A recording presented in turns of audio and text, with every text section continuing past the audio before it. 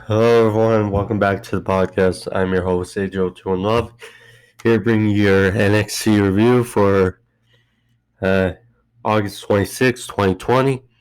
Um, as you know, it's a little unusual because usually I do AEW reviews on Thursday. However, due to the schedule this week, AEW is going to be later today. Um, and then I'll do the review on Friday.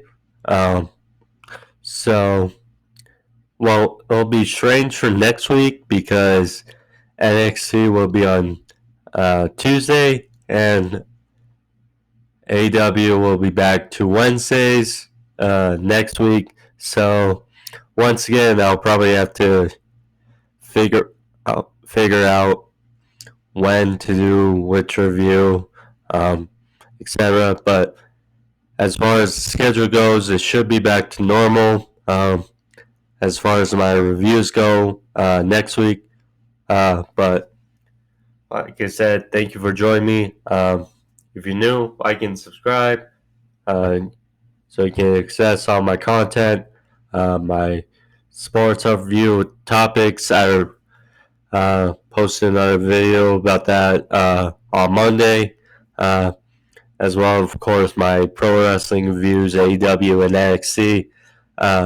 I posted a review of AEW from Saturday, as well as my review for NXT TakeOver 30 on Monday as well. Dual video, so you can access those as well. But today is all about NXT from last night. One thing I want to mention, though, for for people who are watching me who are wondering why, if you're a pro wrestling fan and you're wondering why cover NXT and AEW, well, and not Raw or SmackDown, uh, you can just watch Raw and figure out why I don't. Uh, Especially seeing Keith Lee and Aleister Black, who have come from NXT, considering how they've looked on Monday, as well as the other crap that went on Monday. You can tell why, but that's my thoughts on that. Now let's get into the review, okay, shall we? So, I mean, there were rumors going around, and they posted on uh, a video on WWE's YouTube channel about Karrion Kross after his match with Keith Lee at NXT TakeOver 30. Uh, Apparently, Kross separated his shoulder in the match with Keith Lee. Therefore, it didn't live up to really expectations. But nonetheless, Kross finished the match. And this case, you were kind of curious how or when he was going to have to give up the title. But short and sweet, Kross and Scarlett came out. I saw Kross in a sling and a suit, so that's not a good sign. And so Kross talked about how he told us so, that he kept his word, that he confirmed he separated his shoulder, and how that actually wouldn't let him compete in this condition. So he talked about obstacles and that he prays for our on the obstacles that await him in the future. So he set down the NXT Championship.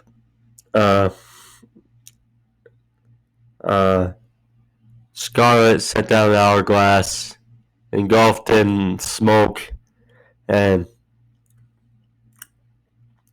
Cross and Scarlett left. See,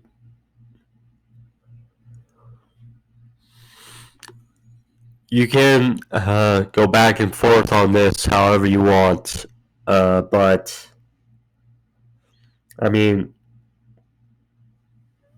so the start of the year,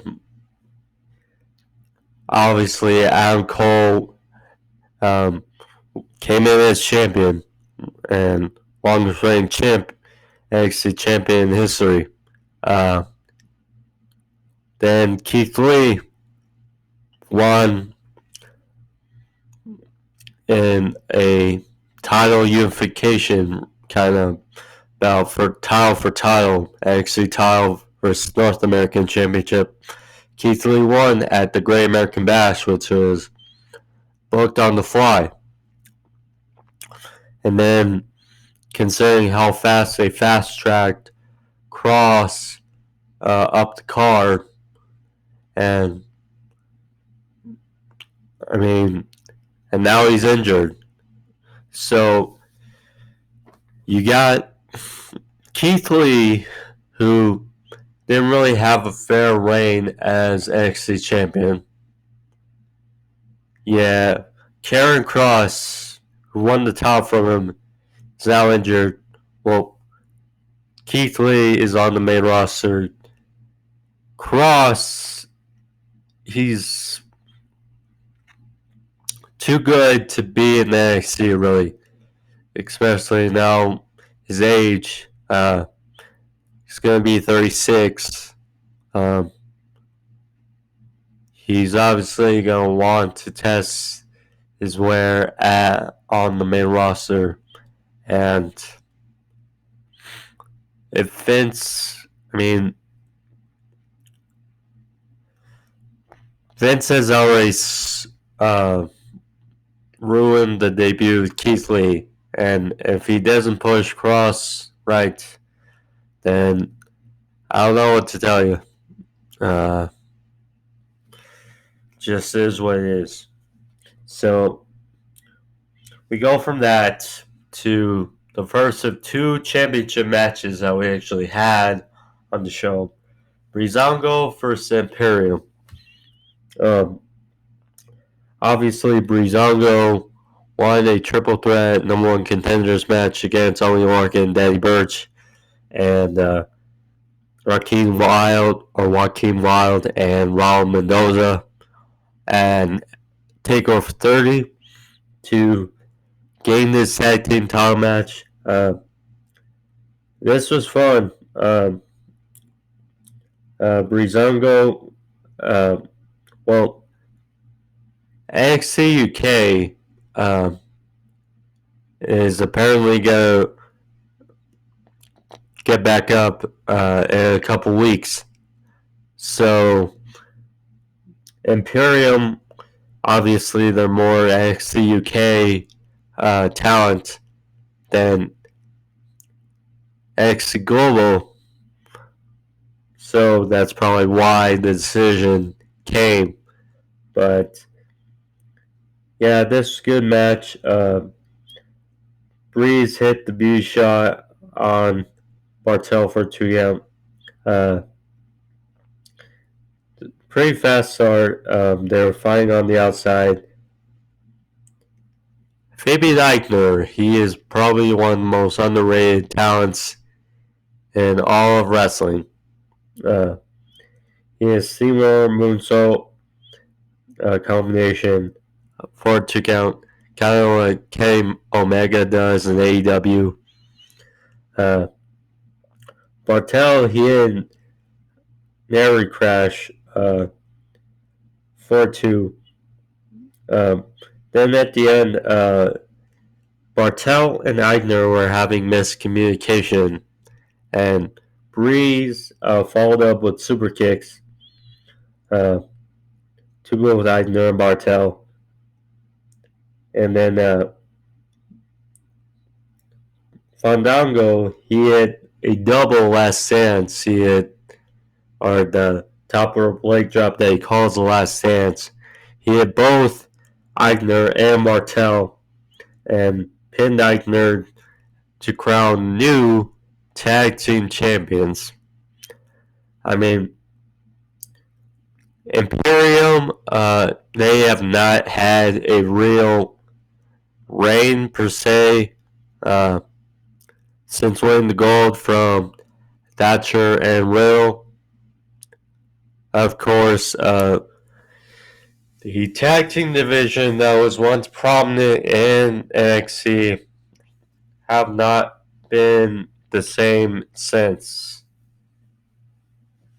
And you can attribute that to the main roster call-ups and just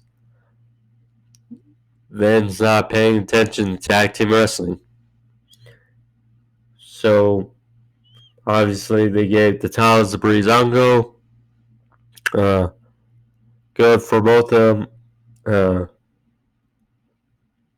Yeah, this is Tyler Breeze's first title in NXT, and same for Fandango. So, good for both of them. Imperium, obviously, they're a strong tag team. They don't really feel the same without Alexander Wolf and Walter. But with NXT UK starting up, hopefully we see more Imperium, all of them together. But like I said, good for Breezango.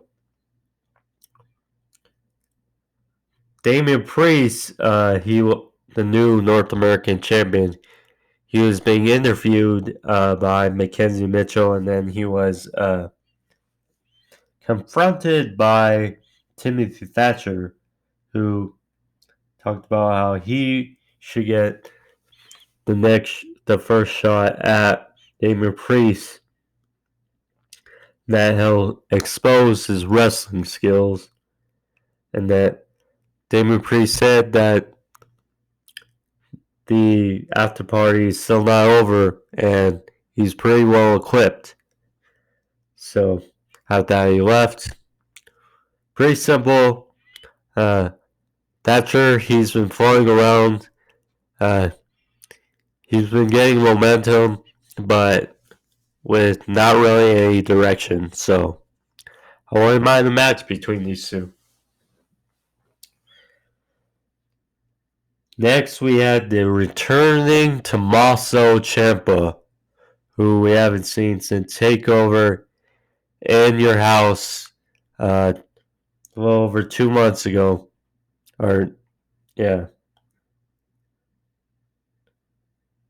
First, Jax Atlas. This was pretty short. Ciampa, he had a pretty demonic look coming in. But he hit the Will's Bell DT for the win, but the story was aftermatch. He just kept attacking Jax Atlas on the outside, threw him into the steel steps, threw him into the plexiglass, and then catapulted him into the steel construction underneath the ring. So you can tell that heel Ciampa is back. Now Ciampa,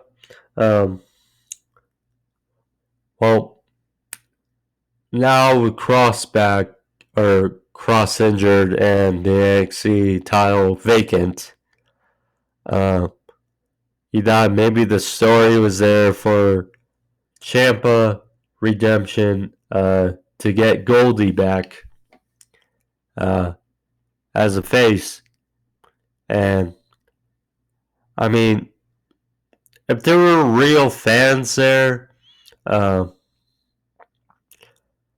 don't think anyone would boo because they know how Ciampa, he had that neck injury, and pretty much ever since he came back, he was a big baby face.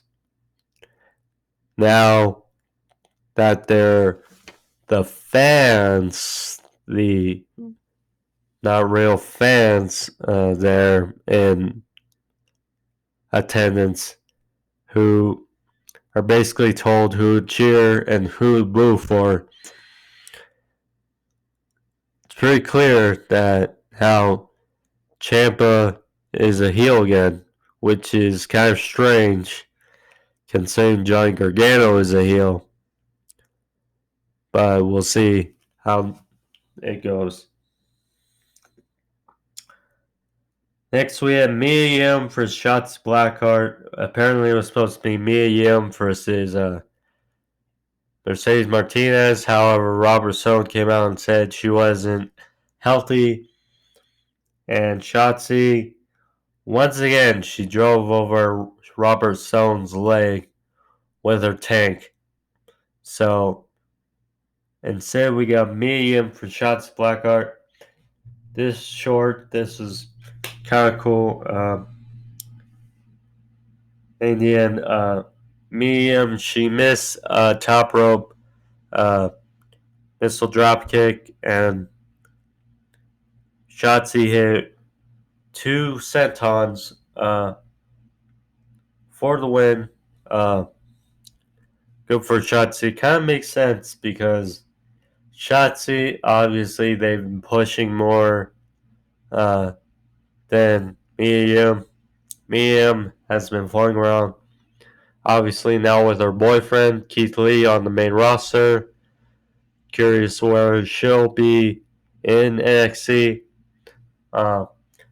Obviously, you don't see her vying for an NXT women's title anytime soon, but we'll see. So, I didn't see, but apparently Austin Theory is back in NXT. He got slapped by Bronson Reed. First of all, good to see Austin Theory back. He's young. He's got all the tools. He's a good prospect. A very good prospect that everyone sees. So, Bronson Reed is a guy who's been getting better and better. Maybe we get a match between them two. I wouldn't mind it. So, afterwards, we got William Regal. He announced that, or he shed light on the NXT Championship situation. He announced that 4 former champions next week on Super Tuesday will get an opportunity to become a 2-time NXT champion to determine the new NXT champion. Now, obviously, this was rushed. This is not really storytelling. This is more main roster-ish. There wasn't really much build-up. This is just about next week. But, I mean, so it'll be Finn Balor, Johnny Gargano, Tommaso Ciampa, and Adam Cole, as you can see by my thumbnail. I mean, in a 60-minute Ironman match next week. A 4-way Ironman match next week.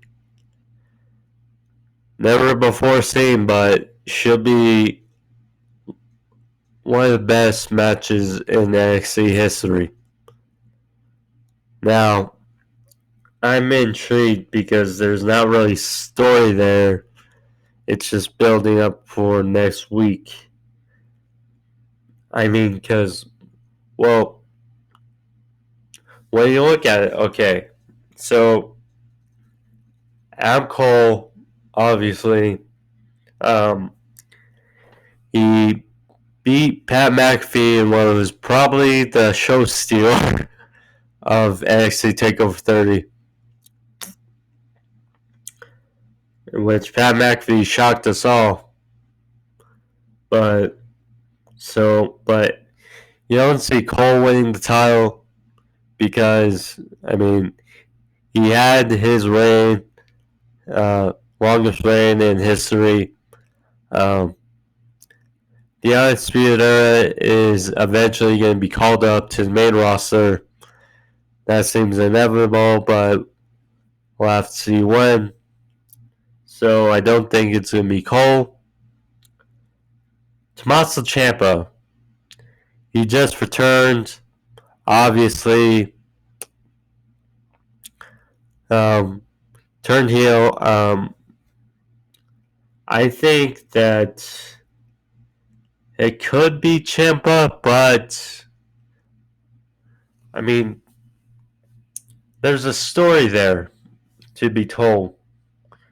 It's like Tommaso Ciampa's redemption.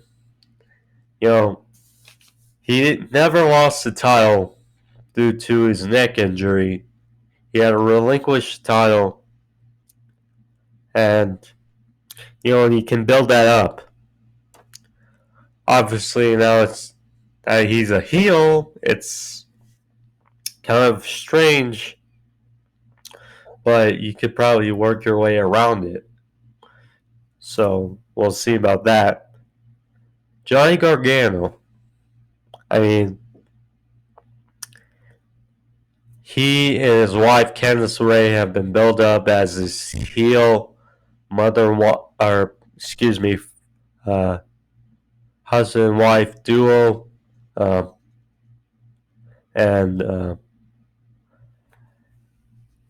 the end goal is for Johnny Gargano to have a real reign, and for Candice LeRae to have her reign, and for both them to be the first ever husband and wife duo as champions of NXT. So there's that. Then you get to Finn Balor. Finn Balor, obviously before Adam Cole had his reign, he had the longest reign of 292 days. I mean, Finn Balor, good for him. He's been floating around. See, when he was Universal Champion, he had to give up the title due to torn labrum, separated shoulder. Same kind of injury as Karrian Kross.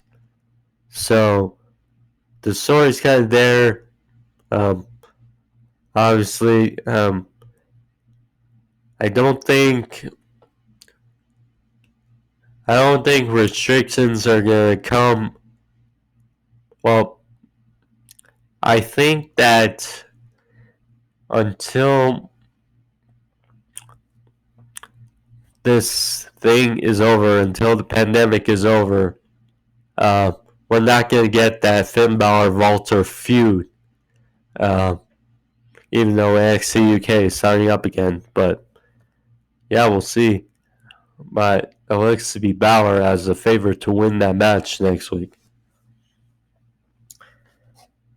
Next, we had the second of two championship matches. We had Santos EscoBar versus Isaiah Swerve Scott, Cruiserweight Championship match.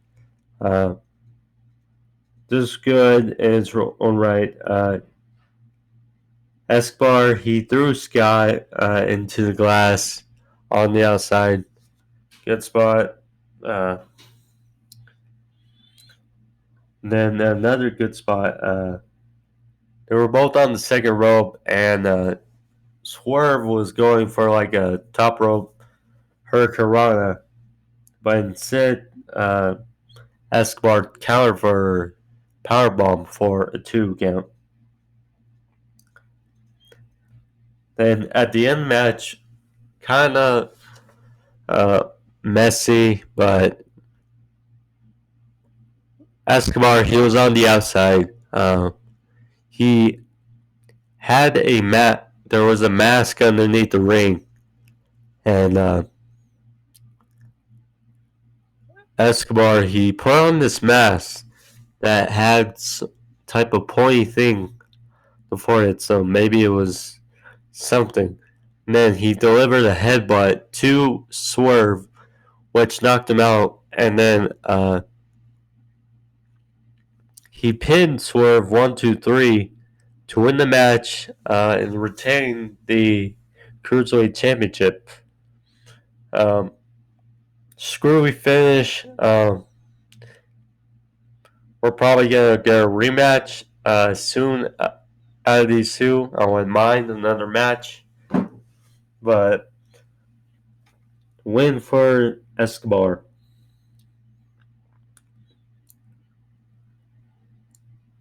So then we got 2 promos by Gargano and Balor talking about their match for next week, talking about their side. Gargano talked about how Destiny, how he's been waiting, floating around, that he'll seize his opportunity next week. Balor, it was kind of funny, kind of shot. He talked about how everybody will get what they want next week, whether it's Mark or NXT Talent or Joey on the Twitter trolling, that they'll get what they want, Balor as champion. So next we got Kyle O'Reilly versus Drake Maverick. Kyle O'Reilly, it's good to see him back in NXT.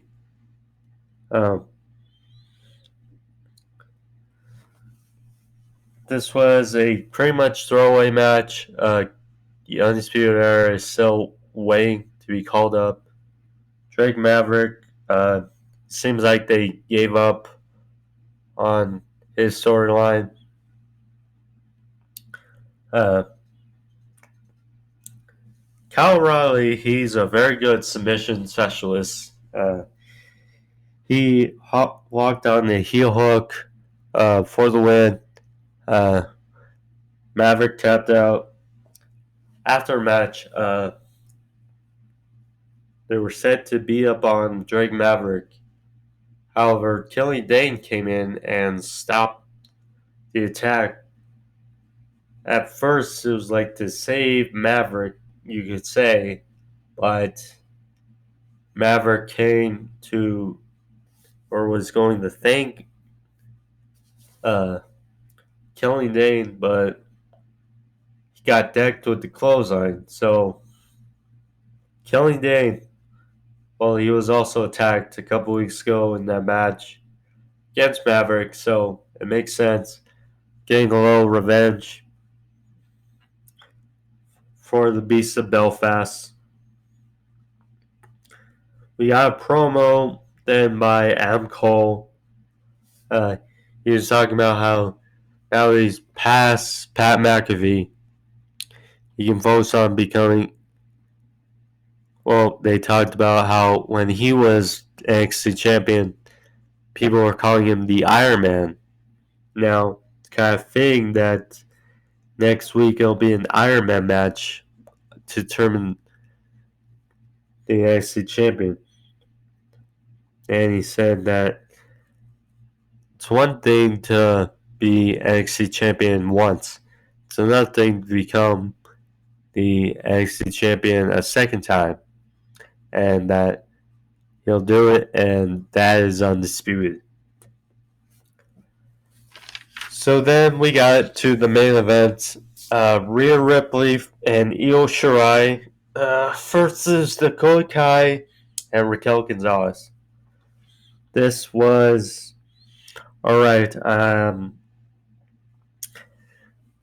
that's been kind of dwindling because, well, Shirai, she defended her title against Dakota Kai at TakeOver. Then she got attacked by Raquel Gonzalez after the match. Then Rhea Ripley came in. She and Raquel had a stare down. Nonetheless, this was okay. Raquel and Dakota Kai won after Raquel Gonzalez hit her one-arm powerbomb on Rhea Ripley for the win. Good for Raquel, but at the same time, what does this mean? Because A, you're trying to build up. Well, Shirai didn't get pinned, which is good. Although Rhea Ripley, you're gonna probably try to build her up to face Io. She took a loss,